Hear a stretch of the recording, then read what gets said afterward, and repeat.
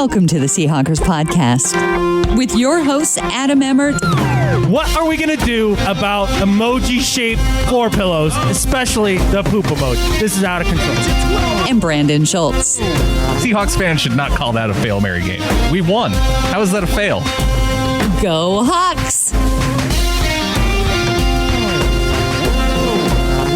Welcome to the Seahawkers podcast. I'm Brandan Schultz of the Military Seahawkers, and joining me, a good buddy, Montana Seahawker Adam Emmert. What's up, Brandan? This is these are not the most fun podcasts.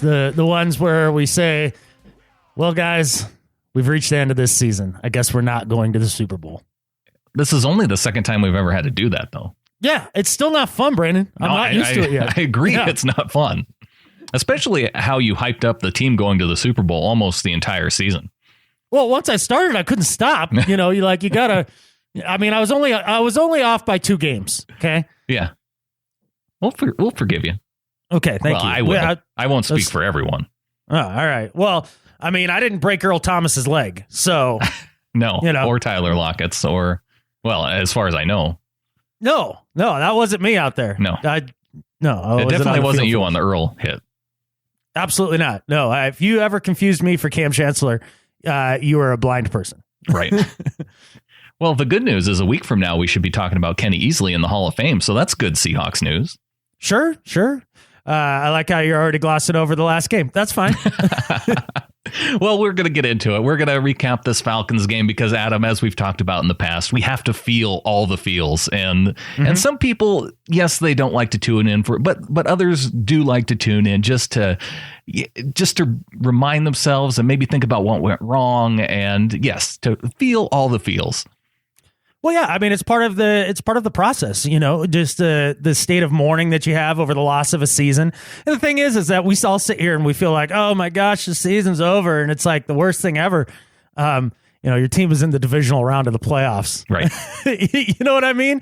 Like ever since Russell Wilson has been here, like we've gotten to at least there. Yeah. I mean, there's a million other teams that would kill to be in that position. You know, to have that sort of consistency and in competitiveness within the league. And but yeah, I mean, we're all a little sad about it. So yeah, you have to recap that game a little bit and decide, just work through the things that did go wrong and how maybe you can look towards the future and to know that there's ways that we can improve, get better, and learn from this experience. Because that's what you have to do. The marquee thing that you can tell about a person, the number one trait, I think, is how you deal with adversity.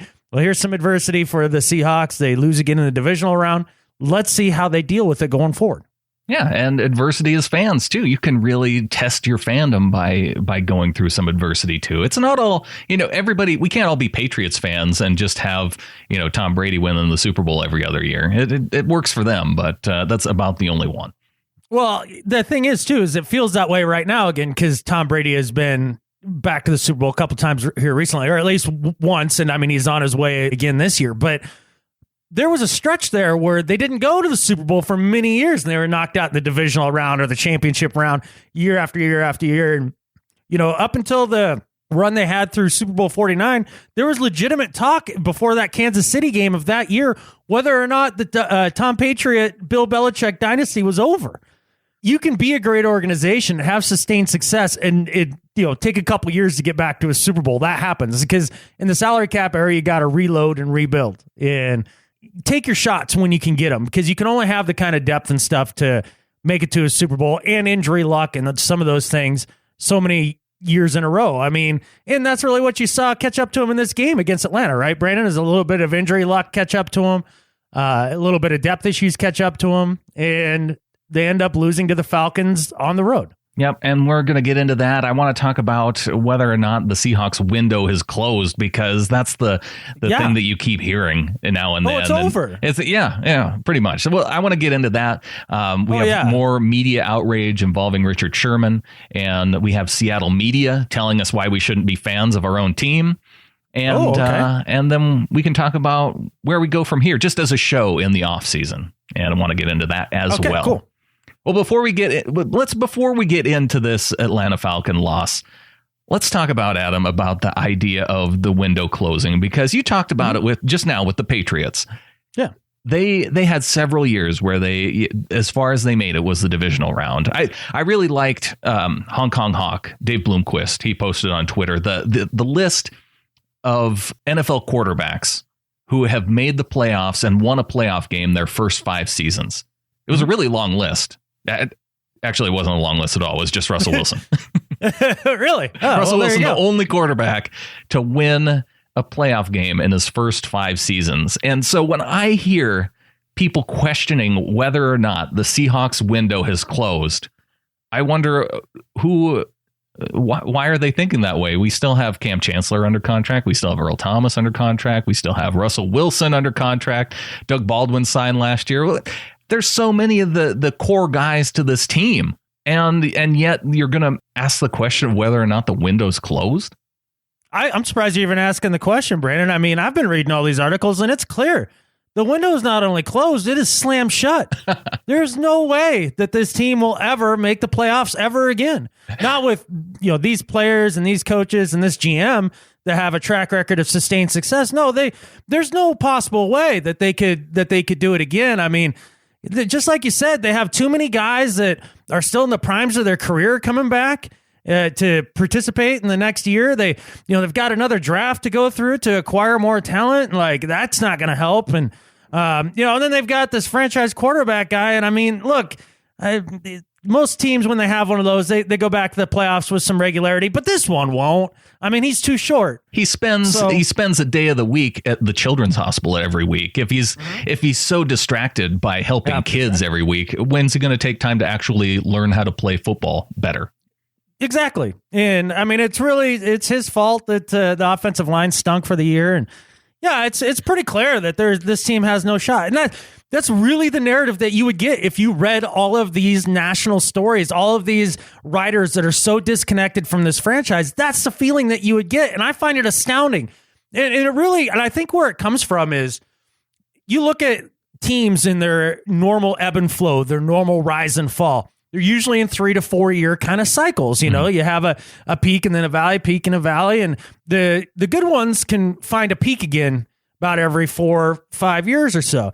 What writers on the national level can't wrap their little pea brains around is the idea that there's a team that can have sustained success over a decade because they hit on some amazing draft picks in the early part of their rebuilding process. And those young guys were re-signed on top of that. And so you have a 10-year window. Like, that's something that they can't wrap their little heads around. It's just mind blown. Not in the salary cap area. That can't possibly happen. Right. And I think that goes to show you a little bit why Pete Carroll's model, the fact that he spent so much time in college and he knows how to rebuild and reload with young players every, 3-4 years. That, to me, we're seeing that play out now that he's kind of had that initial bit of success and players have moved on. And now you have, your core guys signed and you're having to rebuild through young players. And so far, I'm thinking that it's looking like we're doing that pretty well. One thing that I took away from Pete's, end of the game press conference was the idea that this doesn't feel like the end of this process, that we're just right in the middle of it. And you heard Russell kind of in his press conference, like, reference back to this feels a lot like 5 years ago when we were leaving Atlanta with a loss last time, that we felt like we were on the come up, not the come down. And when I look at this team compared to last year's team and you start looking for a trend, doesn't this team feel like a more complete team than the year previous? And doesn't it feel like there's some obvious and really fairly easy fixes that could be made to the team even next year that would build on what has happened over this last year? Because I feel like this really is a team in the middle of the process and on the come up of yet another swing. I mean, the year after the Super Bowl loss was definitely going to be your low point. Yeah. Just look at the Carolina Panthers. That tells you just how hard it is to rebound as a franchise this year. The Broncos this year. And the Niners from a couple years ago. I mean, yeah. And this team is still right in the mix. Yeah, they are definitely on the upswing. And again, you just have too many guys still in the prime of their careers. Well, let's get into this recap with the Atlanta Falcons from last week. The Seahawks go into Atlanta what could have been the last game in the Georgia Dome, but they take the loss 36-20. Since it was a loss, we do have someone taking the blame, Angela. Okay. Angela writes in, 2 reasons we lost the game that I needed to take responsibility for. 1, the safety. Just before the ball was snapped, I said out loud, they could easily get a safety here. And 2, for reasons known but to the gods, I dug out an I'm in 12 sign that we got when we bought a jersey in 2013, the year of the best Super Bowl ever. I thought of it yesterday morning, dug it out, dusted it off, and put it on the mantle right next to my Russell Wilson voodoo doll altar. A breach of protocol I can neither explain nor defend. My bad. Well, I don't know. I think the idea that you're trying to pull out some extra magic, Angela, like I get that. I don't know that was, by bringing the flag out, I don't know that was a breach of protocol. Although you are trying something new in the playoffs, so I do get that. Right. I can see how that would be concerning, but we can definitely pin that safety on Angela. Yeah. I mean, it's definitely not the fact that Odiombo took a weird step back out of his stance. No. Yeah. Definitely Angela's fault. It was the jinx. Hey, and not only that, but I give her a lot of credit for stepping up and taking the blame. I do really too. It's tough to take she was the only one that took any sort of blame in the playoffs. So kudos to her. She womaned up. She really did. Yeah, I'm impressed. But yes, the Seahawks did exactly what we wanted them to do, right? An incredible first drive. They took, 8 minutes off the clock as they just marched down the field. They had a couple third downs. They made a 3rd down and 1, a short yardage run where Thomas Rawls picked up 2 yards. It felt like this is exactly what we needed from this team to start with and to hang with a team like the Atlanta Falcons, who are a high-scoring offense. Yeah, that was basically the script, right? The idea that you have long, sustained drives. I mean, they chewed up over half of the quarter on the initial drive, and then you actually punch it in rather than settling for a field goal. And you ran the ball down their throat the entire drive. Man, that really did feel like, hey, we could be in a good spot here. Now, the one thing that was a little bit of a bummer is the idea that we started out with the ball and we didn't get to defer. Well, and when you lose the coin toss, you don't have an option. Yeah, I know. Exactly. It's a bummer. I would rather had it the other way. But if that's how you got to start the game on offense on the road, that's a hot start. We talked about slow starts, and this game was the exact opposite. They started fast and then faded down the stretch. And going into the second quarter, I still felt dang good about this game. I thought we were hanging right in it. Oh, well, the second quarter, I go back to the Seahawks' second drive. You had a huge catch by Paul Richardson that we thought might even be a touchdown because he got up and ran it toward the end zone. And on the replay, you saw that he got touched, which fine. But then immediately right after that, we start to see some of the problems that we are going to see throughout this game. Right after that big catch by Richardson, Ifedi gets burned by a stunt. And it's 2nd and 17 after Russell just gets blown up by Brooks Reed, who had, wasn't it Odiombo that got smoked on the? No, that was before Odiombo went out. This is when Ifedi was still in there. Oh, okay. And, but yeah, but then they come back from that, he hits Jimmy Graham over the middle and then on 3rd down, Russell overthrows Baldwin, on that kind of the fade to the back corner of the end zone. He missed 3 big throws to Doug Baldwin through the game. Yeah. There was a touchdown in the third quarter he could have had that he ended up kind of throwing it out the back of the end zone. He was maybe throwing it up to Jimmy, but Baldwin had come open. And then there was a bomb down the right-hand side too that he just missed. Yeah. Man, that's how close you are to this game being a completely different ball game. And going back and watching the coach's tape on that too, on that 3rd down play to Baldwin, Russell had Jimmy wide open in the middle of the field for a touchdown on that play. Well, I mean, he had Doug too. He could have, if he just throws a more accurate ball, it's touchdown too. So, pick your touchdown, I guess. You still got to throw the ball. He wouldn't have had to be as accurate throwing to Jimmy is my only concern, because Doug was double covered.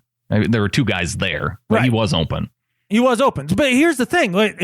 Baldwin was clearly his first read. So if you go read 1 open, you throw the ball. Right. You don't go, he's open. Maybe there's a guy a little more open. Well, if you had an offensive line that could protect them, maybe you would think that. No, you wouldn't. No. If you're an NFL caliber quarterback and a top 5 type quarterback in this league, you see 1 dude open and you're throwing the ball. Yeah. You're like, oh, yeah, touchdown. That's how that goes. So it could have been the Seahawks up 14-7 at that point. Instead, they settle for the field goal, and their red zone issues on the road continue, and it's 10-7. It's important to remember that because we have an email here talking about the turning point in this game being the Kevin Pierre-Louis hold. And from John Davison says, "Hi, fellas. Sunday morning and waking up and realizing it's all over for the season is not a nice feeling. There was a distinct possibility that we could do it, but I always had that still small voice that wakes you up and you think, oh no, we can't. However, we played hard and we stuck at it right to the bitter end, but I think there is no doubt that the best team won. I was so pleased we came out of the traps fast, but we peaked early, and I think the turning point was Hester's return was nullified by Kevin Pierre-Louis's penalty. The O-line struggled too after that, and they were getting through, showing us the potential of Ifedi, perhaps. So, what about the season? Well, like Adam, I was convinced we were going to the Super Bowl. The pluses for me were the catching of Paul Richardson, especially in the playoffs, and hope he can go on and be a legitimate threat next year and not another Chris Matthews. Another plus was Justin Britt at center, and as mentioned, the possibility of Ifedi. So now the O-line can have an offseason of learning their trade, and maybe they come back improved. But an addition or two in free agency and or the draft won't come amiss. All in all, it's not been a bad season, and I'm sure a Browns fan would swap in a minute. In the end, the injuries were just slowly ground us down, and I'm sure the front office are putting together a plan. Another 2 games, and I rooting for no one. Hawks or bust. Yeah. Go Hawks from John Davison. Well, I mean, he brings up the Kevin Pierre-Louis penalty on the Hester return, and I think most people after the game pointed to that play as being the turning point. And I think, you can legitimately make a case for that. But you can, because after the safety, the defense, they held the Falcons to a field goal, and then so that the safety came after the KPL penalty. Right, the safety came, and then they had to kick it back to the Falcons, and then the Falcons got a field goal, so that put them up 12-10. Right. And as I mentioned before, if the Seahawks score rather than settling for a field goal, then it could be 14-12 Seahawks, and they're still in the lead after that whole disastrous bit of with the 2 points. But I think you're right. I think the KPL penalty was significant, but I don't think it was the true turning point. No, because to me, the true turning point was the injury of Ifedi. That to me was when that whole game changed. Because the Seahawks offense had moved it up and down the field up until Ifedi's injury. Then comes Odiombo. He plays well for a couple snaps. And then the Atlanta Falcons start playing games up front. They start running twists. They start running stunts.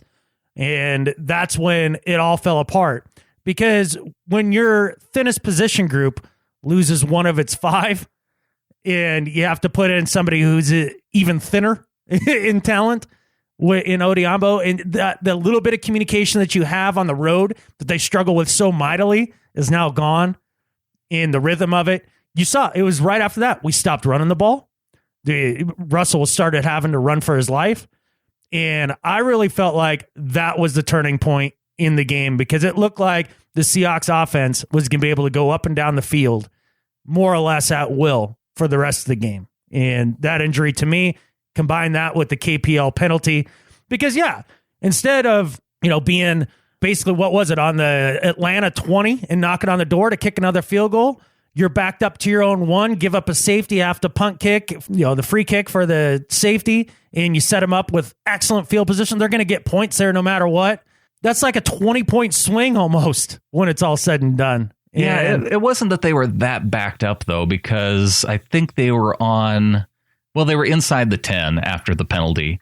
And then they ran it to Rawls, and Rawls got like a -3. And then Wilson fell back into the end zone. They were on the 4-yard line. It was just that, he fell backward. 4-yard line's freaking backed up. Anything from the 10 down is backed up. Oh, big time. No, I agree. It's just that it's an 80-yard. It was basically an 80-yard difference in field position. Right. When it was all said and done. No, I agree. It was a huge swing. But, I don't even think it was necessarily Ifedi going out that was the turning point for me. For me, that's the biggest one for me, easily. For me, when the Seahawks got the ball back after the Falcons went up 12-10, Seattle went 3 and out. Baldwin was just 1 yard short of getting that first down on like a 3rd and 3. And then so they had to punt it. Well, John Ryan booted it. It rolled, 60 yards all the way down to the 1 yard line. Nico Thorpe was there to make just a great play to pin the Falcons. It was just about inside the 1 yard line. Mm-hmm. But then the Falcons went 99 yards on that drive for a touchdown. And to me, that was the killer for this defense. Seeing the defense just get smoked down the field. They gave up 2 third downs on that drive, I think.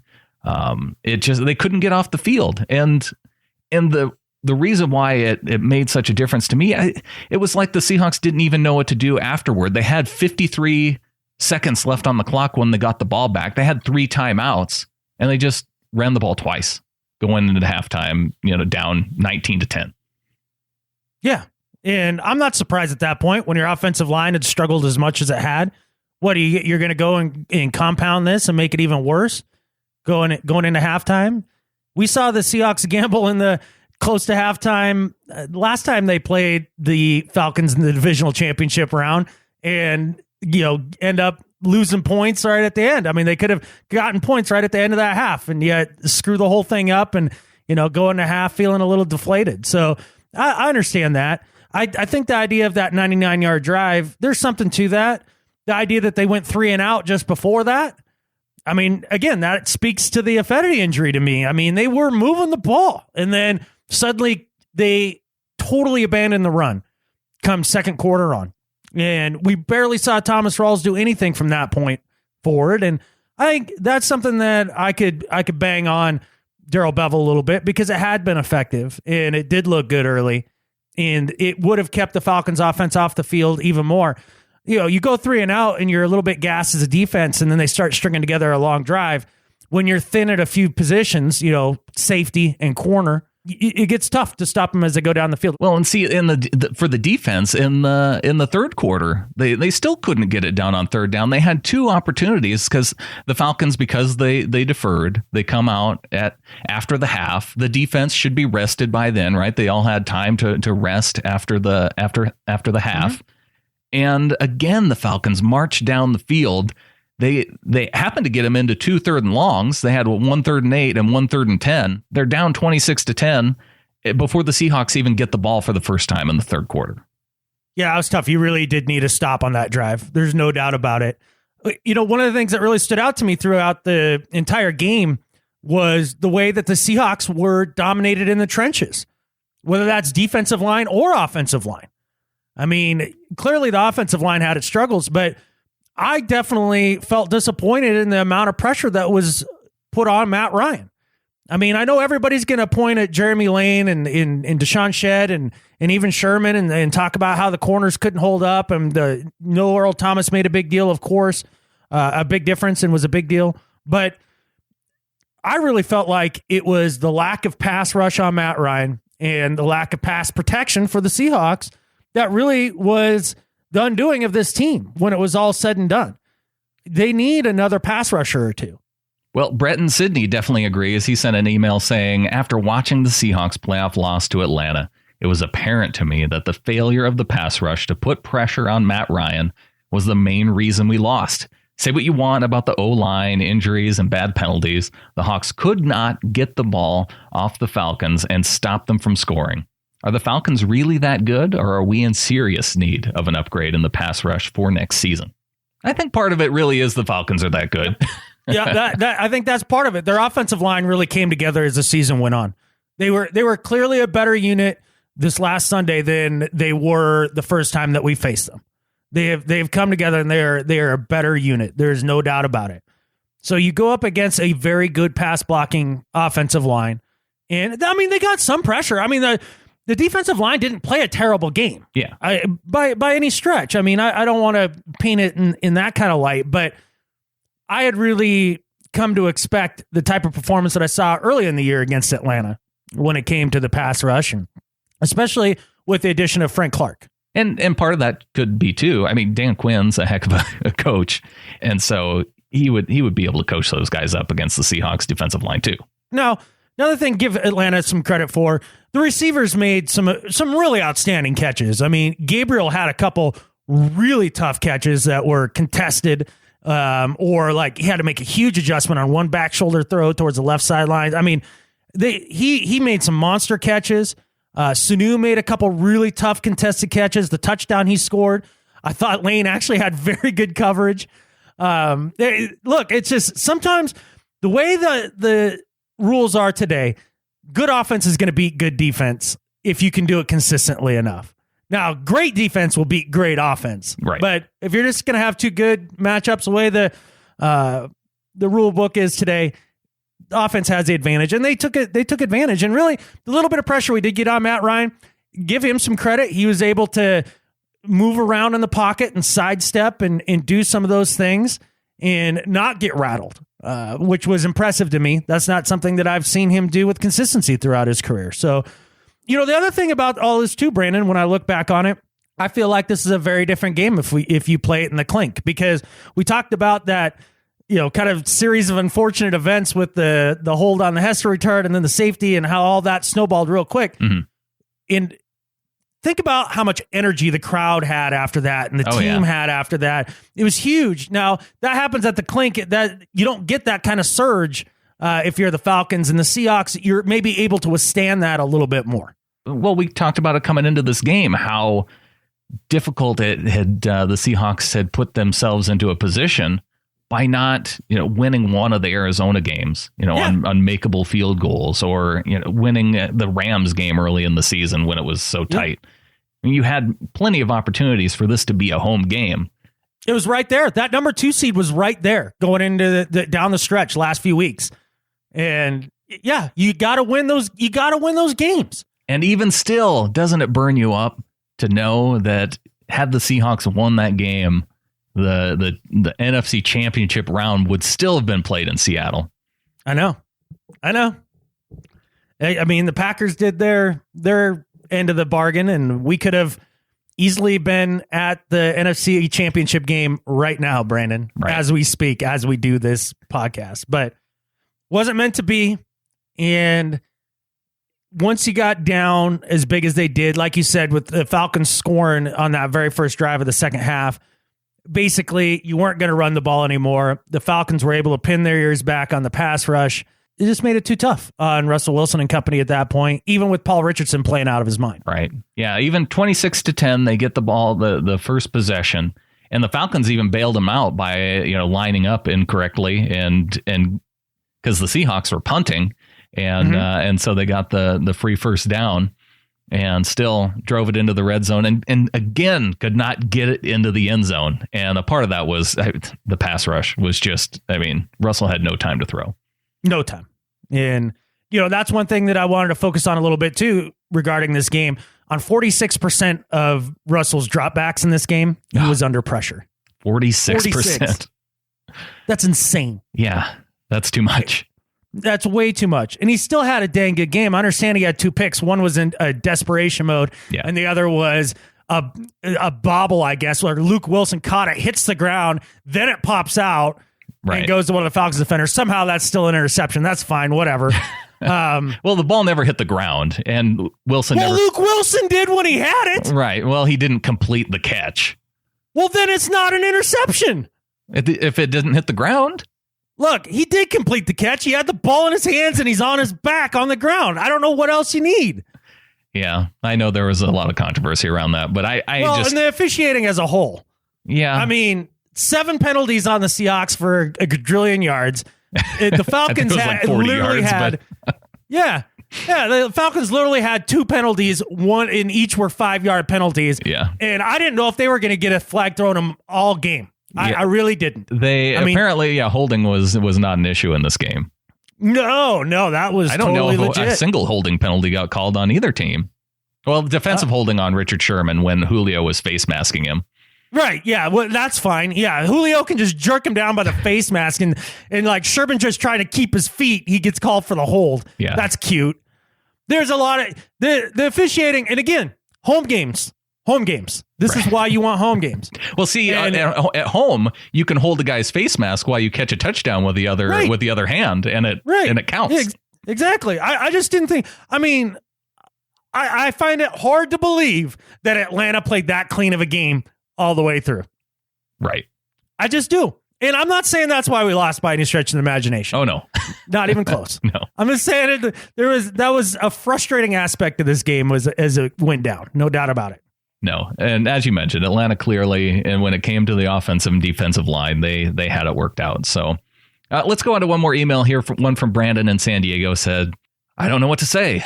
I almost expected this to happen, but still held out hope that in the 11th hour, we would come together and pull it out and get to the Super Bowl. It's just disappointing it had to come to an end like this. It just hurts more the further you get into the playoffs. I didn't want to feed into or believe the hype, but there was just something off this year about the team. I know they say all the time they love so-and-so guy or that's my brother, but the brotherhood and bond seemed lost among the players and coaches. I did have a couple of questions for you guys. One, do you see Jimmy Graham back next season, or do we cut him to save $10 million in cap space? Two, do Bevel and or Cable make a return to Renton this year? I just want to thank you, Brandan and Adam, for giving me hope and a new perspective on the team this season, for letting me and other 12s vent on your show. It was very therapeutic, especially after a roller coaster of a season this was. You guys have a great show and provide an excellent service to the 12s. I believe the Hawks right the ship this offseason and we get back to the dance. Looking forward to more content to come. And as always, go Hawks. Go Hawks, Brandan. And the point is that you have an awesome show. See, that's kind of the deal, right? Like the idea that we try to get all your emails in. We try to let you guys have your voice on this because this should be your show at the end of the day. This is by 12s for 12s. That's the entire point. So we appreciate you writing in, man. First, I don't know how you feel about the Jimmy Graham thing, Brandan, but if you don't bring Jimmy Graham back, you're dumb as catfish. And I'll tell you why. He finished the season this year with 65 catches for 923 yards. He averaged over 14 yards a catch and 6 touchdowns.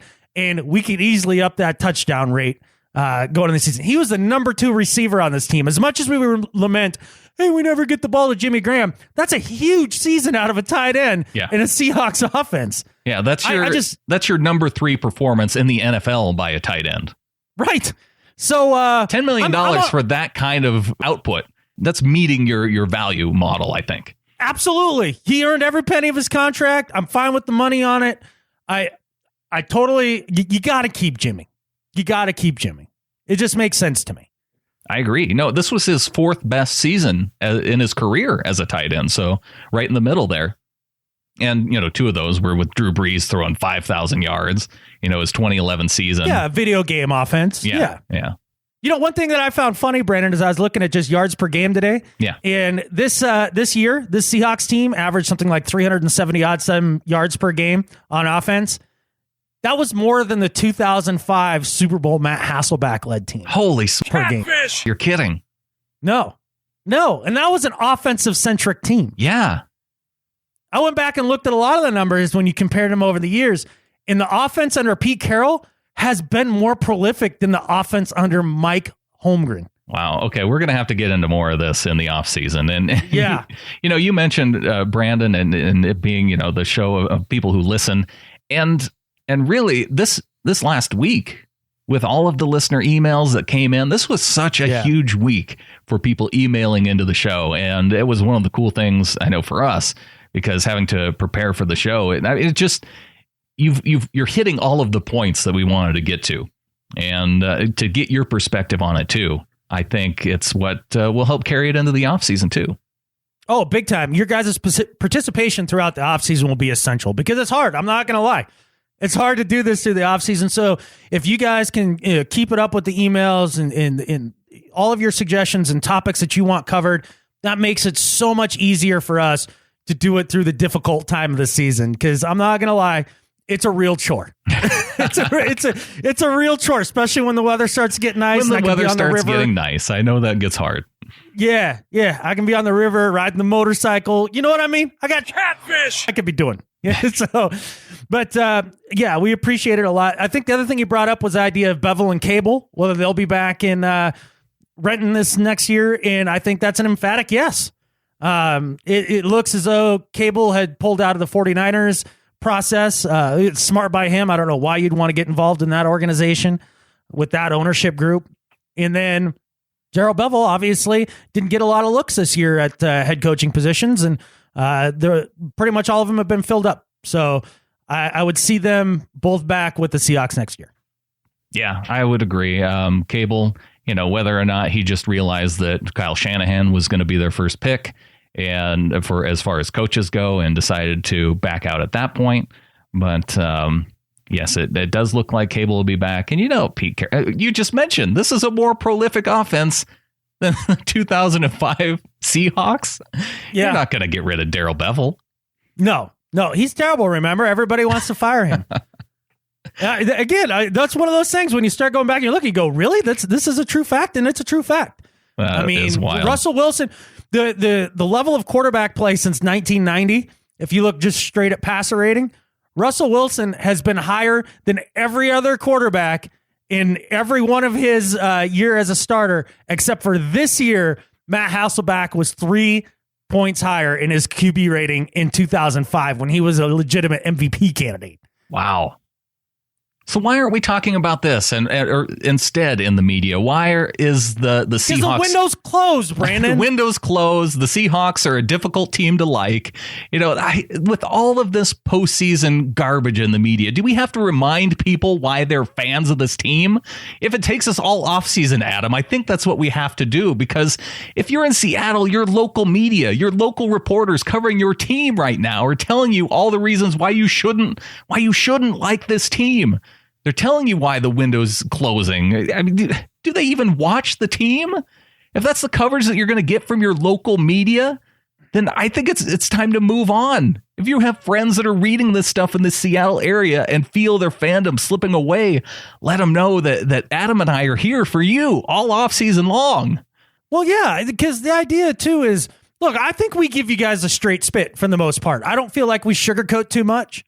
And I mean, of course, there's going to be some homerism. I mean, this is a Seahawks podcast, for God's sake. But for the most part, I feel like we're fairly realistic when we look at these things, and we'll bang on guys when they're not doing a good job. But, if you're a local beat reporter and you're looking at the way this team is constructed, the kind of talent that's going to be there for the next 2 to 3 years, and you're saying the window is shut, like, what team are you watching? I can't understand. They were only a few. I understand the score seems to be indicative of a different story, but in this last game, we were only a few plays that were there to be made away from winning that game on the road in Atlanta. Just don't hold KPL. Just hit Doug Baldwin for a couple touchdowns, Russell Wilson. The plays were right there. Oh, yeah. If in the third quarter, if you are 3 for 3 inside the red zone, even allow the safety to happen, allow the Falcons their points. If you are 3 for 3 inside the red zone, it's 26-21 in the third quarter. Yeah. And that's within reach. And you're right there. Yeah. And you're still running the ball, and you're keeping the offense off the field. And you know what I mean? Like, all those little things that add up. Right. And when you start getting behind a big time offense like that, yeah, it can pile on like that. But anyways, that's kind of my point. What I don't understand is when you look at that game and you say, okay, there was no Earl Thomas in that game, and we went from being about the 6th defense against the pass with Earl Thomas in there to about the 30th ranked team with Earl Thomas out of there. Yeah. And you say, no, the window's shut. Well, how's the window shut? We get Earl Thomas back next year. Right. I mean, and that's a break that you can come back from fairly easily as far as the leg injury is concerned. I mean, we're not talking about a patella tendon tear like Jimmy Graham had. Yeah, he still came back. So I don't understand that mentality. Now, the writer that wrote the article about the Seahawks seeming a little more unlikable these days, I can kind of see where he's coming from in some aspects. I can't. Well, Michael Bennett after the game, going off on the local reporter definitely didn't help any. I mean, Bill Wixie's a likable guy. And if you haven't heard about it, you've probably heard about it by now. But Bill Wixie asked him about the defensive line's performance in the game. And I can understand why Mike Bennett would take that personally, being a defensive lineman. And, people are saying, oh, well, it was a question that was kind of benign. Michael Bennett has been looking forward to going to the Super Bowl all season long. He knows that his brother is on the Patriots and is probably going to the Super Bowl, and had that in his mind all year long that he wanted to play in the Super Bowl against his brother. And then Bill Wixie comes and he asks him the question about the defensive line performance. And it probably wasn't the sole reason why they lost this game. It was a big part of why. But he went off and, essentially said, what have you done in your life? Well, Mike probably didn't know that Bill overcame cancer and that sort of thing. He didn't know. So he was just in the emotions after the game. You expect players to be emotional. How old is Michael Bennett? Well, he should know better. Well, that's kind of my point. So one of the things, like when I was younger, I had a girlfriend where things like went terribly towards the end.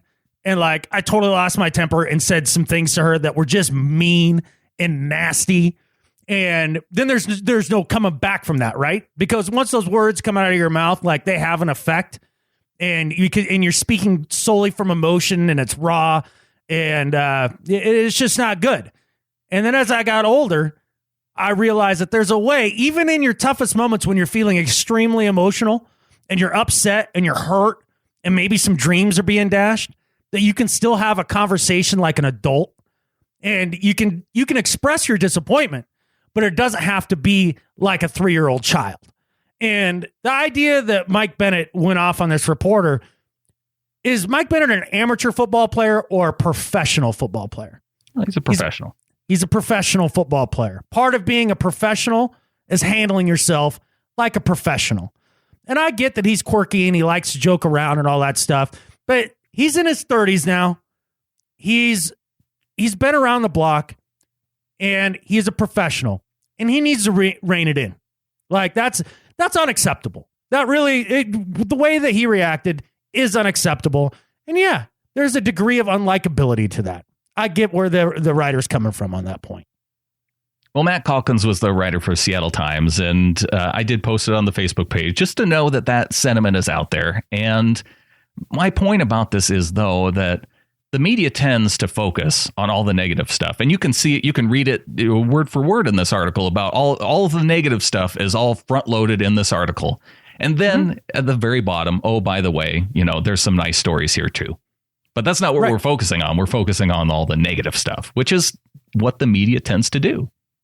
Well, they tend to focus on whatever it is supports their little opinion argument that they're going to make, rather than coming to you like Walter Cronkite and saying, here's the news, giving it to you. They come at you with everything is infotainment now.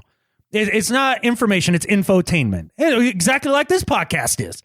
I mean, I'm not claiming that we're completely different, but at least we try to at least bring you like actual factual stuff. And yeah, that's what this writer did. He front loaded. He tries to write an opinion piece and to ruffle some feathers, get some readership. And hey, look, it worked.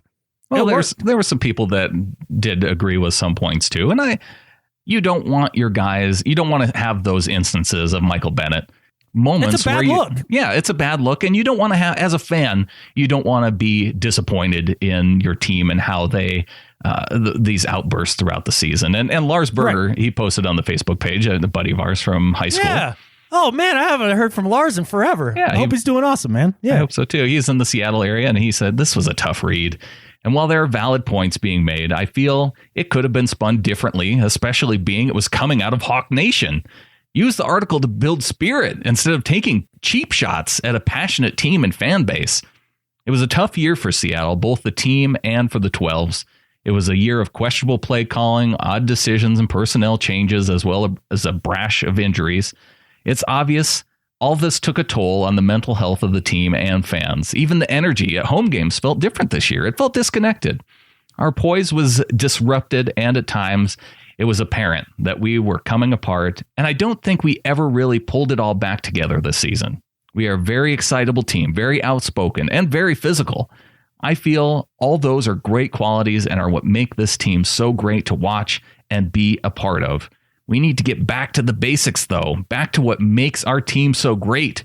We need to get the team mentality back. We win as a team and lose as a team. When we are cohesive, we are unstoppable. We still have it. We are still great. Our boys just need to get back to having fun. Go Hawks. Already looking forward to next season. Yeah, I guess the one place I disagree with Lars just a little bit is the idea that, this article came from Hawk Nation and like you got to build spirit and all that. Look, I don't mind people calling out the team for what and who they are at times. In fact, I guess I'm less bothered by this article that the Seahawks are unlikable and more bothered by the articles that the window's closed. Yeah. Because I feel like at least the one about, the team feeling a little more unlikable, you can give me some stuff that I can say, okay, I can at least see where you're coming from. But as far as the window being closed, like that feels like just a narrative that doesn't have a lot of actual facts to back it up. And while this may have been a down year, and when I say that, it sounds hilarious when it comes out of my mouth, there's a lot of room for this team to improve again this next year and be in the mix. Because look, the injury bug did hit this team really hard this year. Really hard. Yeah. At key moments, at key positions. And look, there's just not a lot of teams that can overcome that. No, I don't know a one. And Russell Wilson still threw for a career best in yards. Yeah, behind the worst offensive line of his career. Right. No, the thing that bothers me about this is characterizing it, though, as the team being unlikable. Because the team is unlikable only if you focus on a couple of players on the team that you don't like. Yeah, the loud ones that get focused on in the media. Well, of course, that's going to feel like the voice of the team. Well, it is, right. Because you're not focusing on, guys that, Cliff Averill with the Homes for Haiti thing all season, right. Russell Wilson and his charity efforts and going to Seattle Children's and, Thomas Rawls, with all he's done to bring the attention to Flint, Michigan and the issues they've had there. There are so many different things that you could focus on. Or even just the charity work of Bennett and Sherman themselves. Sure. Yeah. I mean, look. Yeah. Again, I kind of panned Bennett for his reaction. And in that specific instance, I think he can do better. Overall, do I think he's a bad dude? No, I don't think he's a bad dude. Sherman acted like a diva this year. Do I think he's a bad dude? No, I think he's actually a really good dude. But, this year got the better of him. And I don't know, maybe it's playing through quote unquote injury. I don't know. But he was definitely a little more bombastic this year than usual. Well, and that's where the other bit of outrage came in this last week, right? Pete Carroll said Monday after the game that Richard Sherman played with an MCL injury for most of the season. Did he? Yeah. Did he? No way. I mean, come on. How many games did he get lifted out of after injuring that knee? When did the injury even happen? Nobody can point to it because he never came out of the game because of an injury. Right. And how many practices did he miss because of this knee injury? Well, apparently none. How many none. braces did he wear on his knee throughout the season? I feel like if you're injured that badly for an MCL, that you would probably have a knee brace on. This smells like BS to me. This smells like giant BS to me. I don't think he played through an MCL injury all year. That would be my guess. Now, again, that's a tough thing to say about somebody you really like, as a player and everything. But Sherman never said anything about it. Pete was the only one that said anything about it. And you have to wonder, is that just him covering up for some of Richard Sherman's reactions this year? Saying that he was playing through some things. A little bit. Yeah. I don't know, man. I have a hard time. That falls under that doesn't ring true column for me. I don't know. Well, here's the thing. Let's say the knee was injured in some kind of manner. And one of the things was the NFL got rid of the probable designation for injuries this year. Mm-hmm. So if he didn't miss any practices due to an injury, he wasn't injured enough to be listed as questionable, then he's not going to be on any injury report. No, that's not how it works.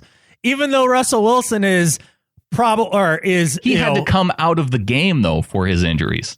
Whatever, that doesn't make a difference on whether or not you report the injury. The whole point is that you can be slated to play, active and ready to go. What's the designation for playing? Is it active? I guess. Or you're just not on the injury report. No, you're still on. That's the thing. You're still on the injury report. Jimmy Graham, knee, but still active, going to play. You're still on the injury report.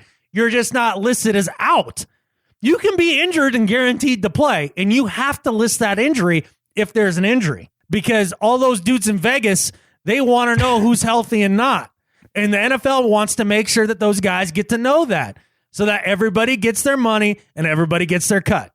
It's all about Vegas, isn't it? Oh, in this aspect, yeah. Big time it is. So why did the Colts not get punished at all for Andrew Luck not being on the injury report last season? With the shoulder? Yeah. Beats the heck out of me. Why do you look at that and you go, shrug? No, I mean, I look at it and shrug because at the end of the day, I don't gamble on these games, so no, I don't care about. Yeah. I mean, it's not affecting my life in a huge way, one way or the other. Now, as far as whether or not the Seahawks get punished for this, this falls under unlikely for me. Just prove it. Well, prove it. And the NFL apparently is looking into it, as we saw the tweet from Chris Mortensen. Saying that When's the last time he's reported on anything credible, by the way? That's a really good point. That's why I put in the comment about the 11 to 12 deflated footballs that didn't turn out to be a correct tweet as well. But saying that the Seahawks could lose up to a second round draft pick. And the good thing about this is if we did lose our second round draft pick because of it, we get our fifth round draft pick back. So at least it wouldn't be too. Yeah, that's apparently what was reported. I don't know if that's how that works, but that'd be cool, I guess. Well, the point being is that the Seahawks, because they have broken rules to this point with their offseason practices, that this is a compounding on top of previous violations. And so that's why violations. They're totally different violations, which is why it makes no sense. But because it's another violation is why it would go from the fifth round being taken away for a second round being taken away and not an additional pick. Because you can't take another second round pick on top of a fifth round pick and say that violation, when every other team that had done this before had only gotten fined, or in the case of the Colts, no punishment at all. Right. And now you're taking away a high round draft pick. That's really weird. It ain't happening. It ain't happening. In fact, I guarantee you in a month's time, everybody will have forgotten about this entire story. Yeah, it was interesting listening to Mike Florio after he spent the first half of a first hour railing on the Seahawks for violating a rule that may not have even been violated. Yet Antonio Brown violates a rule about broadcasting locker room footage on social media, and Florio discards that one like it's no big deal. So, yeah, he broke that rule, but it's a stupid rule. Right. Exactly. I mean, it's hilarious to me. And again, Steelers are a public team. Antonio Brown's everybody loves them some AB. Like, I get it. I mean, if you don't think the media has their favorites, I mean, I like Antonio Brown too. I didn't think that was a big deal either. Oh, I think it's a big deal in the sense of if he's on my team and he does that, I'm very upset. Now, as far as it being like something the league needs to crack down on, I mean, give me a break. I mean, there's a lot of other things. I mean, but then again, they give a crap about half a PSI in a football, and exactly. But well, they spent $5 million on that investigation. They had to get something out of that $5 million. Yeah, exactly. Well, and then the thing is, they didn't spend $5 million investigating Greg Hardy to see, about him chucking his girlfriend on a couch full of guns and beating the hell out of her. Yeah. The league office is asinine. Why don't we care about things we should care about? Yeah, I don't get it. All right, Adam. Well, I think that does it. After the break, what do you say we talk about what to kind of look forward to in this off season, and take some more email? Sounds like a plan, man.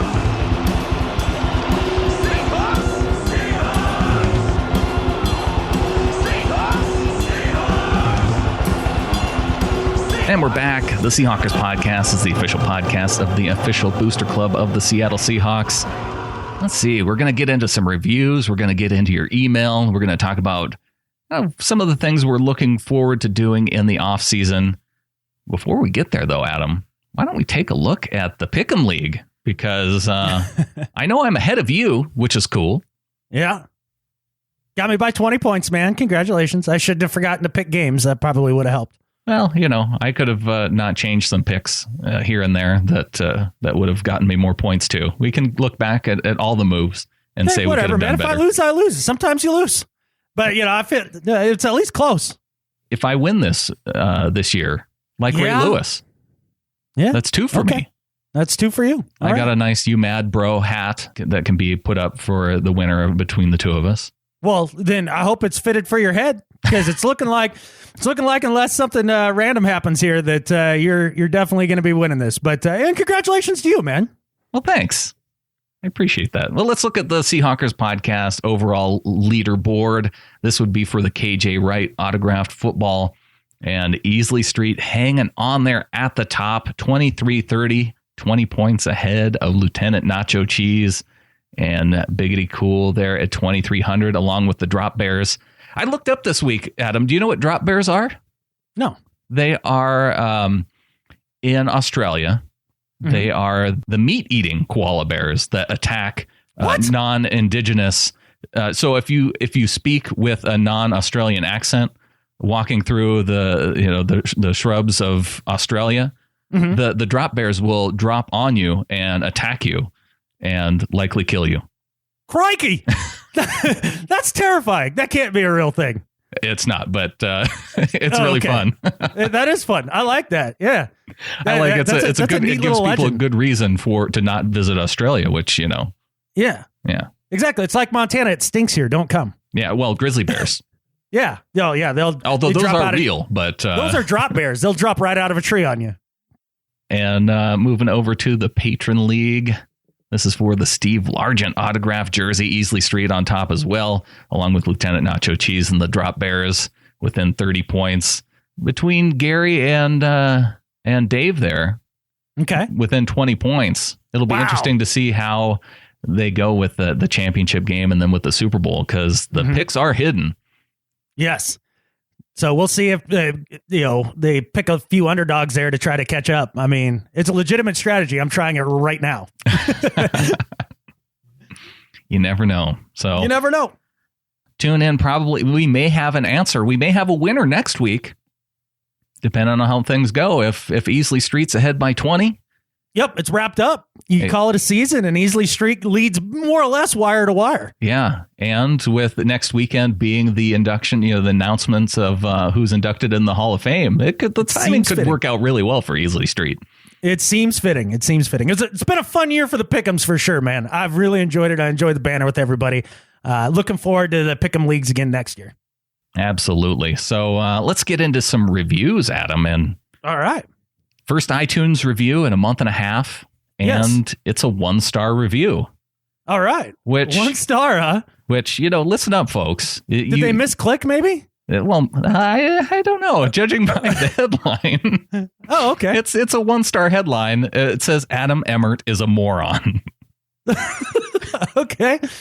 Perfect. And I did not write this. This was BPags85. Oh, it wasn't my mom either that wrote this? Does she tend to go with the username BPags85? She usually goes with Adam Emmert's a moron. I know that much. He's a try-hard Skip Bayless wannabe, says things for shock and awe. That guy needs to leave because he literally brings the quality of the podcast down. That's it. And here's the thing that I would say. There's a huge difference between Adam and Skip Bayless. Bayless says things that there is no way he possibly believes just to get attention. Adam genuinely believes his bad takes. Like when he took the joy of that the Cowboy season was ruined when Tony Romo got injured in the preseason. I didn't know that I took joy in that. You took some amount of joy that the Cowboy season was ruined. Yeah, I took a little glee in that. That's fine. I don't know, man. So I guess a fair review. I don't know, man. I certainly don't feel like a shock jock. That's for sure. Hey, I have opinions. I'm gonna go with them. I like to joke around, and that's that, I guess. I know. So, I was joking. Thanks for the review, though. It does add us another review on our review list. So absolutely, man. Yeah, I mean, all attention's good attention. So appreciate the review, man. Hope you find another podcast where people are humorless and don't have anything interesting to say. And I hope that fits your taste. Because if it were just me, that's exactly what this show would be. Nah, there's some humor there. It's just a drier humor that you gotta get to know you to find it. That's and then once true. You know, then it's hilarious. Well, we did get another review from JLW Ring of Honor on Stitcher. It says, great podcast. This podcast is a great way to keep up with what is happening with the team and stay connected week to week. Listening to Adam go off the rails almost makes me want to buy him a George Fant jersey. Listening to Brandan reel him back in and move the podcast forward is equally entertaining. Go Hawks. Go Hawks. And see, I think that review, they understand kind of the purpose of, having energy and, just talking how you feel. I mean, that's kind of the point. Like, we have some fun with it. And I think people enjoy it. That's what the show is supposed to be. Man. It's supposed to be fun. Yeah. Man. Plus, I don't think I look like Skeletor like Skip Bayless does. No, that's true. Yeah. So there's that. Yeah. But appreciate the review, guys. Seriously, though, even if they are 1-star reviews and you want to pay me, do it. Have at it. And we enjoy getting the reviews. It helps everybody find the show. It's good for us. And we appreciate everyone who does it. So get on there, whether that's iTunes or Stitcher or wherever it is you listen to the podcast. Chime in with your 2 cents and let us know what you think about the show, and let other people know what you think about the show. And, they can look at their ratings and see, what is it, like 165 5-star reviews and like 4 1-star reviews. And then they can make an informed decision on whether or not the podcast is good or not. They can decide for themselves who is right. The Cowboys fans that think we stink, or right. the actual Seahawks fans that seem to enjoy the show. Exactly. Or just football fans. So get in there and do that. We appreciate everybody who does, even if they're tough ones. I never started this show thinking that I wouldn't get a whole rash of crap starting this show. True. That's true. Yeah. You're probably, it's a little overdue. Yeah. Well, I'm stunned it took this long. Right. Yeah. We're 4 years in. I know. Right. And I think I've only had like 2 people call me out directly. Yeah. So out of the thousands that listen, I'm get on stunned. it, people. Yeah. I mean, tell me I'm a moron. All right. Well, let's talk about what to look forward to this offseason, because in addition to reviews, we kind of like to get your feedback as to some of the things that we should do in the offseason. More interviews, trying with either former players or current players, because of the incredible support that we've gotten from our members of the flock. We're going to try and continue to have something out for you every week. Mm-hmm. Going back to some of the off-season garbage that we were talking about, or about the negative attention on players. Maybe we need some episodes that focus on why we like particular players on our team, to remind people of why they should be fans of particular players, of all the great things that they do. Mm-hmm. I think that's a great idea. Another thing I'd been kind of kicking around, I haven't brought up to you yet, though, Brandon, was the idea that maybe we take one of the older seasons, maybe one of the seasons from the 80s that people like even myself that don't know a ton about those seasons, considering I was in like the 3rd grade when or 2nd grade when a lot of those were going down, and talk about some of the more dominant defenses in the past, or what Dave Craig meant to the Seahawks in this season or that, or you know what I'm saying? Like I just to focus on some of maybe the Chuck Knoll, Chuck Knox stuff. I think that'd be fun. Maybe that'd be something that's beneficial to people. I thought it'd be fun to have an episode dedicated to teams that we sports hate, like Hong Kong Hawk. I'll pencil him in for the Patriots. Yep. Ella, she's got the Cowboys. Yep. Adam, you can probably take the Cardinals. Cardinals or the Dolphins. Yeah. Right. Yeah. Well, either one of those two. We could probably find somebody else for the Cardinals, but yeah, those teams that we just unload on these particular teams of why we dislike them so much. Oh, for sure. And I would the idea too is that you can infect some other people with your sports hate for those teams and like build that give them some for fuel. Those other teams. Yeah, exactly. Kind of like that writer for the Seahawks was doing, trying to give people some fuel for their sports hate for the Seahawks. Yeah. Except, we do it for other teams, not in our, the one that we actually do like. Right. Exactly. Yeah. Not the ones that we cover on a regular basis. Right. But yeah, you could do a voice memo. You could send that in. Email would work too. But yes, just the fire and vitriol that you have for those particular teams. I think that would be fun. I think that would be fun too. Or you could do like Jerry Keeney in Houston and send in clips that you find interesting and want to comment on. He emails in, says, guys, I'm pretty bitter about this season, as well as how some of the players have acted in the media when things didn't go their way. Sherman and Bennett come to mind. Well, our team is known as being brash, in your face, and outspoken. And so when our team doesn't look good again this year, we shouldn't be surprised by the media lashing out.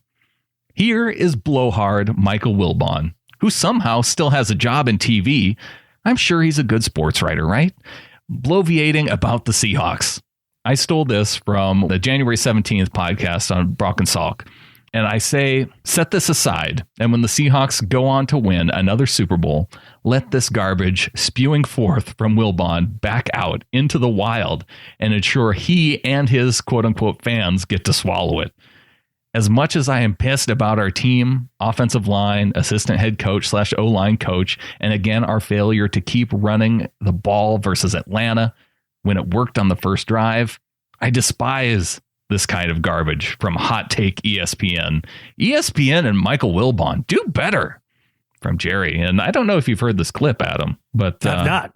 All right, so here's Wilbon talking about the Seahawks. Okay. Bennett, all of them. I love them. Shut up. It's fantastic. Wait. You are attacking everybody. All they are now is an ordinary, washed up former champion, and they run their mouths and tell you what they're not going to talk about, not going to do. Them and their over-caffeinated coach who clearly stops at every corner in Seattle and drinks something, one of those lattes, something special. You know what you sound like? Shut up, Seattle. Can I say what you guys are overrated now. You don't win anything. Shut up. You it's actually over. sound. What? We're overrated and it's over. Yeah, it's overrated. It's over. I actually like Wilbon for the most part. Yeah, I do usually. And I've always loved PTI. I mean, I listened to Kornheiser and Wilbon go back and forth when Tony had his radio show on ESPN, and he was the guy that actually preceded Colin Cowherd at the early morning slot, and so got to know those two guys through that. I mean, not that I know them personally, but the idea of their show and who they are as reporters. Wilbon gets fired up every now and then. Again, it's kind of funny to me. Sure, we're overrated. You're right. We'll see you next year. We'll talk about how overrated we are. Yeah, we'll hold on to that one. That's just going to the divisional round again. Overrated. Wait a second. I had a quick question. Where did the Bears finish this year? Wilbon being a Chicago guy. Yeah. And when are they going to be back in the playoffs? When's their window going to open? Matt Barkley will lead them to the playoffs next year, Brandon. No, try and say that with a straight face now. Okay, Matt Barkley. No, can't do it. Can't do it.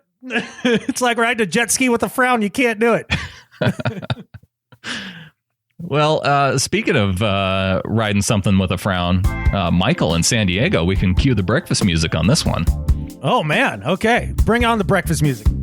Well, Catfish! I really wanted to win, but this team hasn't played particularly well on the road this year. Injuries played a factor in this game and the entire season.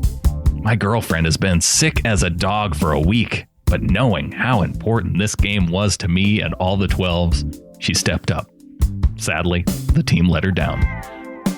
It would have been nice if the team played any pass defense today. I don't know enough about the defensive schemes and such, but it sure seems to me that more often than not, teams were able to find holes in our zone.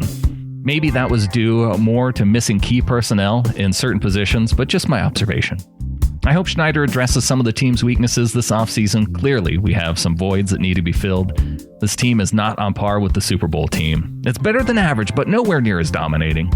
On a positive note, now that the Chargers left San Diego, my friend's 12-year-old was looking for a new team, and he has decided to become a 12. Yes. Thanks for all the great work you do. I've enjoyed listening to you greatly since I found the pod 2 years ago. Keep up the great work, enjoy the offseason, and get ready for next year. Go Hawks. Go Hawks, Michael. I think first off, Michael's girlfriend, that's a good woman. She's a good woman. That's a keeper. That's incredible. That's a keeper. We expect a wedding invite, Michael. This is because you better be putting a ring on that. You better be putting a ring on that. Yeah. But totally the idea that the defense got chewed up a little bit this year, I don't know if it's key personnel or not. I think one of the things is that the Seahawks definitely adjusted this year. One thing that, I mean, is as much as we talked about the offensive line this year, didn't it feel like we talked about covering tight ends that way last year? Yeah. You know, pretty much week in, week out, it was a big thing. Yeah. How often did we talk about covering tight ends? Barely at all. I mean, there were a couple moments, but those are going to happen throughout a season. It's not like a tight end's not going to catch a big catch. You're going to give up one or two, right? Right. So, I mean, they did make some adjustments from last year, and maybe that opened some things up underneath. And they did kind of find some stuff in that those short zones for sure. So, yeah, I think that's something that they'll look at when the season's all said and done. But I can't think you can, or I don't think that you can underestimate the loss of Earl Thomas. And I think I said on the previous pod going into this game that this could be the week that you see that show up as just like the reason why you pay a star player like that is for these moments against these high flying offense, and not having him for that game is it was gigantic and it showed. Well, and last year, look at it. We went up against the league MVP in Cam Newton, having an amazing year. He came back down to earth. Now Matt Ryan has an incredible year, league MVP likely, and that's who we go up against in the playoffs too in the divisional round. So, well, you're going to play good teams and teams that are hot in the playoffs. You are. Like, yeah, you got to beat good teams. That's but just these the are way guys it is. that are historically hot in these last two seasons. So is Rodgers. Holy smokes! Yeah, well, he's not hot against Atlanta today. Oh no, how's that going? 24-0 at halftime. No way! Yeah. Wow, that's stunning. God, this is going to be a gross Super Bowl. I don't know what would be worse. I think Steelers-Falcons would not be good. That's the worst possible matchup, in my opinion. And so the other option is Atlanta Patriots as it's looking. I don't think the Packers are going to come back from 24. Here's the thing. I know we had on the Ring of Honor, people were talking about who they could root for going forward, and I was like, screw it, nobody. This sucks. Yeah. I originally, when that was going down, Chiefs were still in. I was like, well, maybe I'll root for the Chiefs. My dad's a big Chiefs fan. For my dad. Yeah. Feel like, I can feel good about that. Then they got knocked out, and then on my drive back from Washington yesterday, I kind of had the epiphany. I really want to see Tom Brady take the trophy from Roger Goodell after being suspended at the beginning of this season. You're rooting for the Patriots, BS. Adam. I know. I think I want to see that. It's more to watch Goodell have to have egg on his face. Yeah. It's more rooting for a bad moment for Goodell than for the Patriots. But I kind of, that would be sort of enjoyable. That would be sort of enjoyable. I think I made this point to you and you kind of poo-pooed it. I did. Yeah. No, you were right and I was wrong. You're the best. I'm the worst. You're good looking. I'm unattractive. Yep. You're smart. I'm dumb. You're right. No, you're right on this. I come around to your way of thinking. Yeah. Well, getting back to Michael, he did send another email later on, said 2 thoughts that I had over the weekend. The first is that I listened to the last half of the most recent show after the divisional playoff round. I chuckled a bit when you began talking about Devin Hester being the new quote-unquote fair catcher and knee taker. I gotta say, he put on quite a show. Too bad some of it was negated by holding calls. Second is this. The Seahawks are 1-1 in the Super Bowl before Russell Wilson began dating Ciara. Since they began their relationship, they haven't made it past the divisional round. Coincidence? In all seriousness, I hope everybody comes back to the spring healthy and ready. It looks like this was a frustrating season for the players as well as the fans. Maybe this will be enough to refocus on that prize for next year. Michael. Yeah. That's funny. We know it's the off season. I'm glad Michael tagged that within all seriousness afterward, because I think Russell Wilson's relationship status has as little to do about this team's success in the playoffs is just about, your relationship status, Michael, with yeah, right. That seemed to have more of an effect, you know, but here's the thing. He kind of preemptively wrote that story. You know what I mean? Because that's going to come out through the offseason. This is the type of catfish that we're going to be talking about, as the offseason rolls on. Not we. Not you and I. No, we will. We'll have to address some of this BS. Oh, okay. We do it every offseason. I get all mad. I'm like, I can't wait for football to come back and we can talk about real things on the field and blah, blah, blah. And I don't want to talk about rumors. And we'll do it. It's going to happen. Here's the thing, though. Russell Wilson's going to have a new baby, and you can bet he's going to win one. He's going to want to win one for his son to see him, hold up that trophy. Sure. It sounds good. He's definitely not motivated enough on his own. Yeah, there's no doubt about that. Right. But Devin Hester, that was an incredible performance. It was hard to waste that throwback performance, wasn't it? I know. Gosh, that was hard fun to watch the wasting of that. That was really fun to see. It was. And good for Devin Hester, too. How many guys have made it into the Hall of Fame as returners? He's got to be. He's got to make it. I would think so, right? I think of him. When I think of all-time great returners, he pops up in my mind. Brian Mitchell pops up in my mind. Maybe those are the two that pop up first and foremost for me as guys that I think could legitimately be Hall of Famers as returners. Yeah. Dante Hall, maybe. Yeah. I don't know that he did it for an extended period enough, but for a while there, holy smokes. But for Devin Hester, if you are a fan of football and you haven't watched Dante Hall punt return highlights. Just do yourself a favor right now. Turn off the show, YouTube that stuff, and you're going to enjoy it. It was fun. But I like Jay Moore, who is on Fox Sports. Yeah, he has the kind of that name test of do you belong in Hall of Fame because of your name? And Devin Hester is one of those guys of, you just say Devin Hester and you say, yes, Hall of Famer for sure. Tom that's Brady. A Hall of Famey sounding name. Yeah. Well, and just because as a football fan, that player. Right. And they had such an impact that when you hear their name, you can picture some of those plays that they were such a big part of. You can see Devin Hester running the ball back for touchdown after touchdown, in the Super Bowl against the Colts, running back the kickoff. Yeah, the Bears got smoked in that game. The only Bear that didn't get smoked in that game was Devin Hester. Yeah. He takes the opening kickoff to the easy. Like that's how that game started out. That wasn't a Devin Hester problem, Yeah, he was a catalyst for those Bear teams that were really good on defense and then on special teams. And man, did Devin Hester strike fear into you as a return man? Yes. Did you seriously think about kicking away from him on a when you kicked to him as an opposing team? Did you have a sinking feeling in your stomach? Yes, Devin Hester was that guy. Yeah, and for a long time. Right, really long time. Yeah. That's why Brian Mitchell was one of those guys for me that pops into my mind that way. Mm-hmm. Yeah, I can see that. Yeah. All right, moving on to some more email. Holy smokes, more. All right, perfect. Ryan from Fairbanks, Alaska says, hey guys, just wanted to drop a note of thanks for all the great shows, all the discussion, and all the entertainment this season. I found your show during the preseason this year and really enjoyed listening throughout the season, although I will admit it was difficult to listen to after a loss due to certain individuals who are not as overly optimistic as I am. Who's that? Who are they calling out in that? I don't know. Because I feel like I think that was directed to me. It could be. I think shots were fired. Shots were fired. That's fine. Right. Ryan isn't being very specific here, but he says, I really tried to make every effort to do my part for our guys this Saturday. See, this game was on Fox, and the only room in my house where I can get reception for Fox is the living room.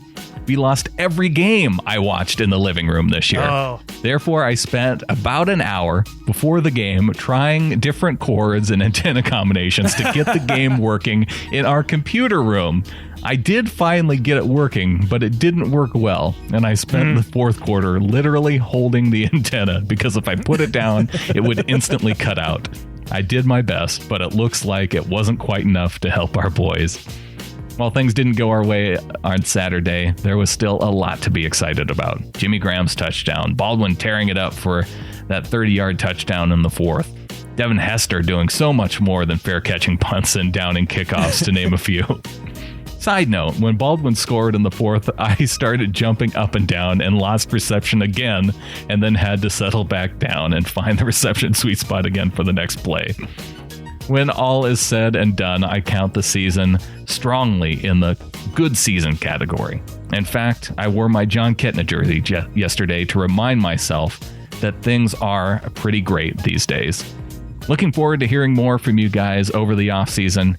Here's to another great season in the history books and to the start of another championship offseason. Go Hawks, from Ryan. Go Hawks. And you know what, Ryan? I appreciate your effort to watch the game. I can relate to that. There's been days where I've had to do those sort of things to just control the signal just enough to watch the game. And they didn't lose because of your lack of effort, man. That was solid. That was solid. That was very solid. One from Aaron in Brandan, Manitoba. I'm writing this the day after our loss to the Falcons. This is a day when all of us 12s are not feeling great about the game, or maybe even about the entire 2016 regular season. This is not the same as last year when we and the team felt a renewed energy following the loss in Carolina. This Atlanta loss does not give us the same type of hope we had entering into our Super Bowl winning season. It's tempting to go into a dark place when we see members of our team visibly upset after the loss and a number of internet trolls catfish on the team nonstop. To all this negativity, I counter with a bit of positivity. 1.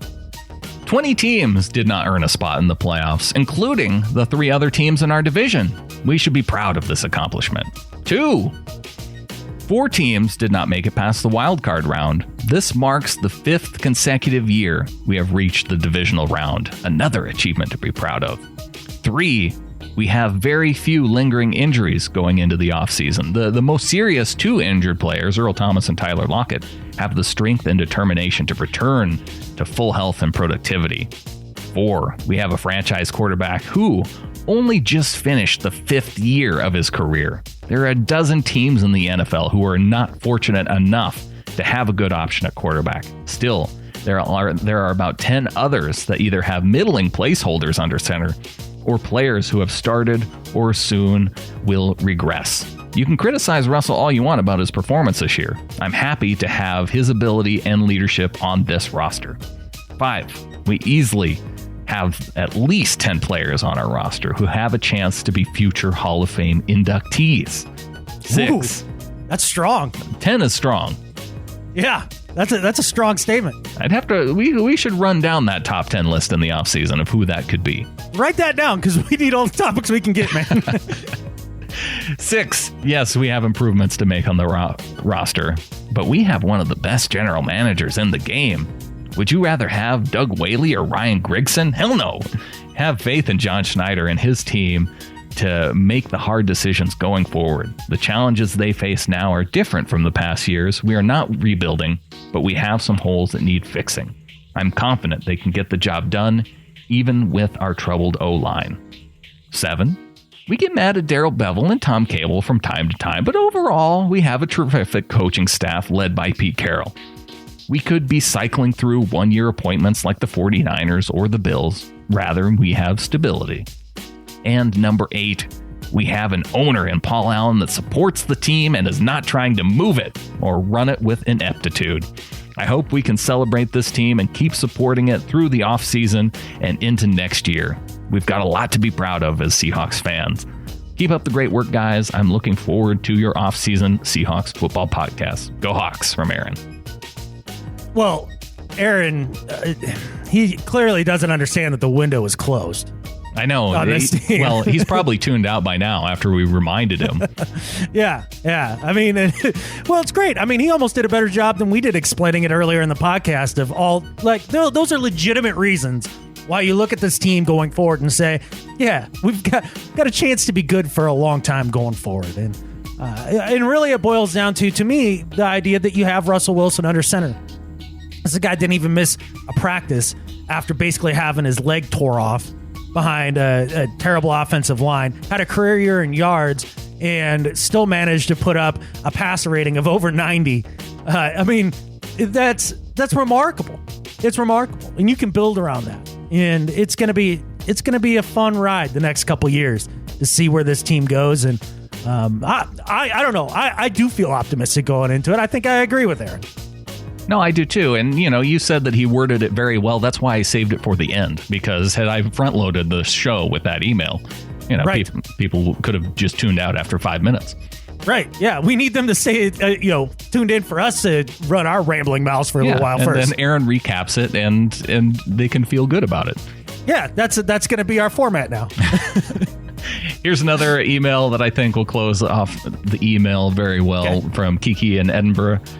Said, it usually takes me longer to pull myself out of the sulk when my beloved Hawks lose, and playoff defeats sulks are lengthy, only second to Super Bowl losses. Mm-hmm. That game summed up our season of almost there. I'm gutted, but already I can't wait for next season. Earl and Tyler Lockett will be back. Mike B's contract is all locked up. Thomas Rawls is still what we hoped that he would be, and despite a patchwork O-line, our quarterback didn't pick up any more serious injuries and managed to see out the season. Trying to see the sunny side, and next season looks good. Fingers crossed John Schneider has his wallet open for some O-line upgrades, but we can spend all offseason mulling that over. I can't wait to hear your thoughts on that. Thank you for the podcast and the Picks and IPA show and all that you do to keep this fan base connected.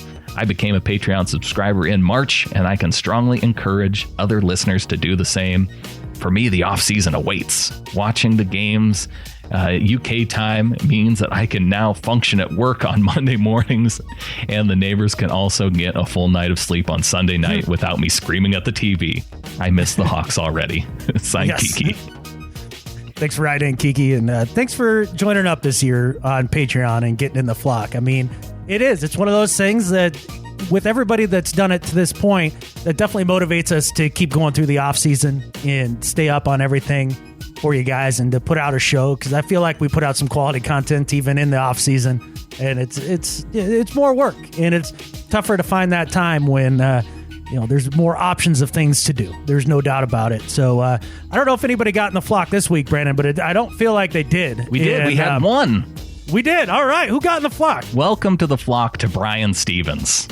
Thanks, Brian, for keeping us off the schneid for a week. I know. Man, there's one thing. I mean, if we would have gotten a bad review and skunked when it comes to people getting in the flock in the same week, that would have rattled me a little bit. You don't have to be rattled. No, because Brian manned up and got in the flock, and we appreciate it, man. And Brian spells his name the correct way. Brian with a Y, which is the way my brother spells it. And, not the Brian with an I. That's not the right way. Your mom. Yeah, I mean, I love Glenda, but like she's got some spelling issues, man. Like I don't know. You got an A. My name is spelled correctly. Everybody that spells it with an O is wrong. Are they? I have to stick up for my parents. Yeah, I know. Okay, all right. But no, we appreciate Brian getting in the flock. We definitely could use everybody else to get in the flock as well. If you haven't. I don't know. I've been seeing people have been getting the stuff that you've sent out to flock members here, Brandon, and they seem pretty excited about it. One of the cool things with the people that have gotten in the Ring of Honor and have donated on that level, one thing that I found to be very cool was all the people who wrote what a great time they had connecting with everybody there throughout the season, even after the loss to Atlanta. And it's such a cool community and a forum to be a part of. So getintheflock.com, just a couple bucks a month, and you can increase the funness of your fandom. It's true. And we can send you a sticker and you can get bonus shows. Mm-hmm. Yeah. It's a good deal all around. It's a good deal. Yeah. Really, you do get value for the money that you donate. I feel like anyway. I hope so. Well, Adam, what do you say we get into some do better and better at life? All right, man. Why don't you kick us off and do better? I will kick us off because Frederick County Public Schools, they need to do better, Adam. This is going off the football board, but it lands in the social media spotlight because they fired a woman named Katie Nash, who was running the school district's Twitter feed a little while back. And for what I think was something that was pretty awesome. One of the kids, his name is Nathan, apparently, according to his Twitter account, tweets at the Frederick County Public Schools, says, "Close school tomorrow, please." And he spells tomorrow, T-A-M-M-A-R-O-W. Oh, no. Tomorrow. No, dude, you can't misspell your tweets to the school, man. And Ms. Nash responds by saying, "But then how would you learn how to spell tomorrow?" Right. Which is awesome. That's the proper response. Frederick County Public Schools fired her. No way. Yes. After she was running the Twitter account. Should she have given him a trophy? Apparently. I can't believe there must be something different going on that's not part of this, because the fact that she brought attention to the school district, and this is not a negative way. This is just a fun way that when people see the stuff like this and report on it, it blows up in social media. This stuff happens. This is fun. Oh, what? Because she's embarrassing the kid? The kid typed out his own embarrassment. Right. I mean, I don't get it. I don't get this at all. That's crazy. To me, this is a teachable moment that she is teaching the student. And so for a public school education system, Frederick County Public Schools, for firing your communication person who is clearly teaching this student a lesson, you need to do better. Big time do better. Man, that's horrible. I can't believe that. She wasn't even a jerk about it either. I know. It was lighthearted. It was playful. Yeah.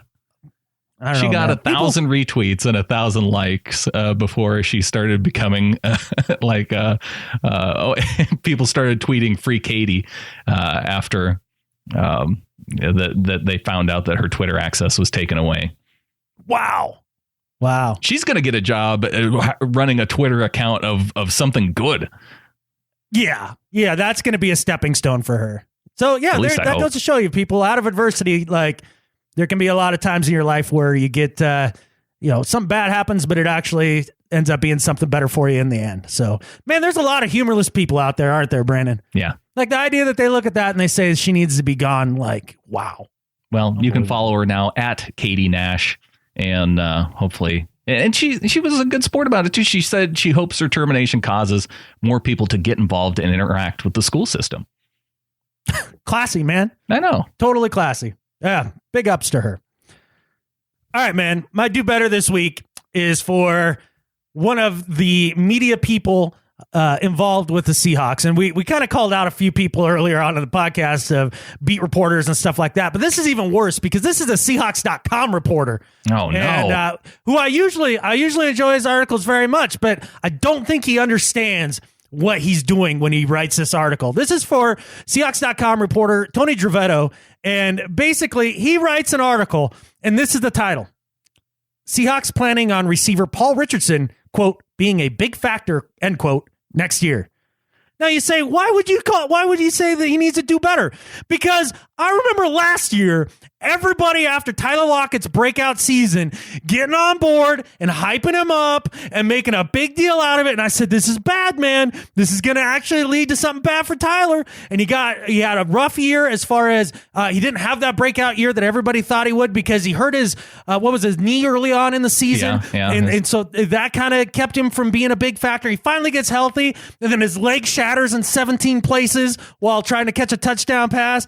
Like, I mean, the whole media jinxed these guys and like make him a big fantasy target and everything. And so Paul Richards comes out and has a couple good games, which finally living up to a little bit of the potential that he has, no doubt about it. But then you come out and you start calling him out just like Tyler Lockett last year.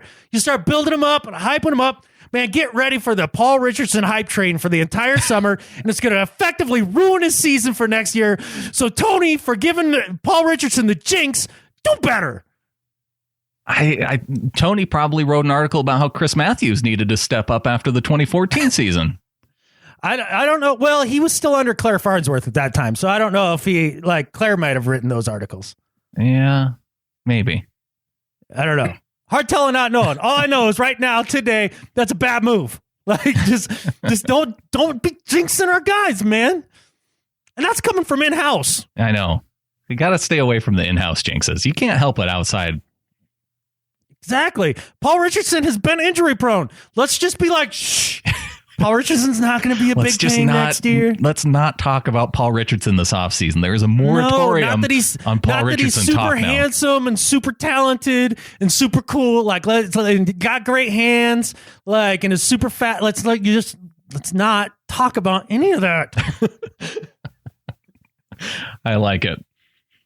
Well, let's move on to Better at Life. And my Better at Life for Skip Bayless this week, Adam. I wanted to shout out to our members, fellow members of the flock. I want to shout out to all Seahawkers.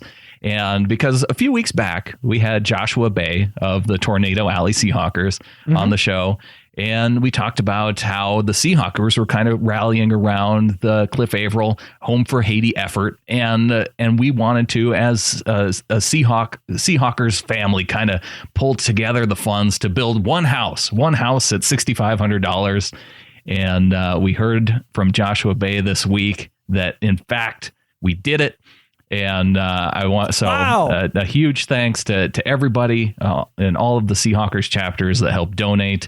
A special thanks to all the members of the flock who donated, because without your help, we could not have made our contribution from the Seahawkers podcast. And it was very cool to see that it all came together, and we will build a house in Haiti. Very cool. Yeah. All of you on Patreon that support the podcast, you help provide somebody a home. Yeah. A place to freaking live. That's pretty amazing, man. Cool. You're right. They're better at life than Skip Bayless all the way around. No doubt about it. Am I better at life for Skip Bayless this week? It's for America. That's right, Brandon. You won up America. Yeah. Because, look, I mean, there's a lot of people this weekend I've seen on my Facebook feed that are super up or super down over events that are transpiring this weekend, mainly the transition from one president to the next. And like lots of people have feelings about the last president and the new ones and all that. That's fine. Put all that aside. I really don't care. Like, I mean, whether you like them or not, that's beyond the point. My point this week is that even with all those big feelings that a lot of people have on one side or the other with all that, we are having a peaceful transition of power from one president to the next, whether you like them or not. But the idea that even with all that animosity pent up on both sides, we can still do that as a nation. And there's really very few countries on the planet that get to claim that.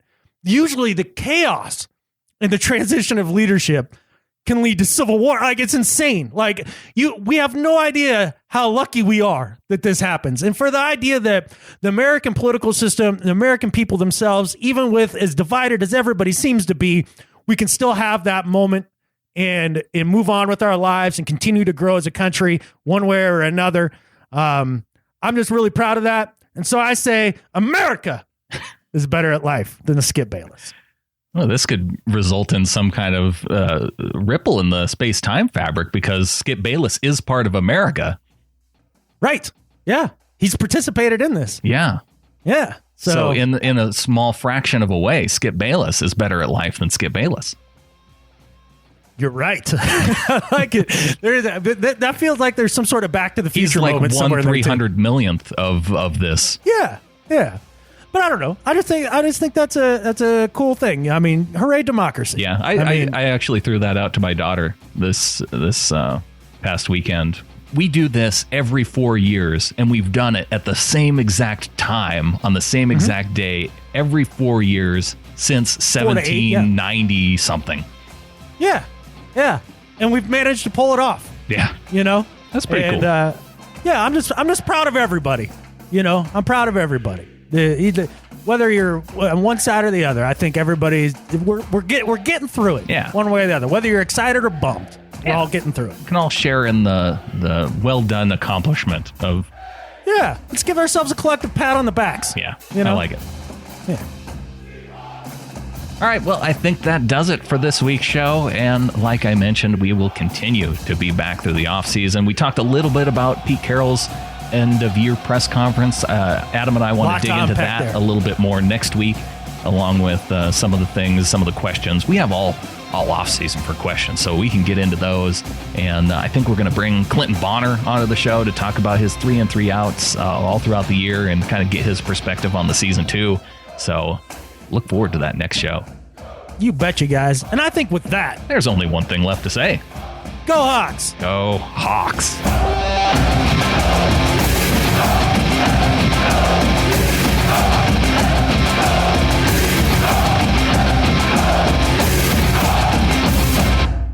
I can't believe it's the off season.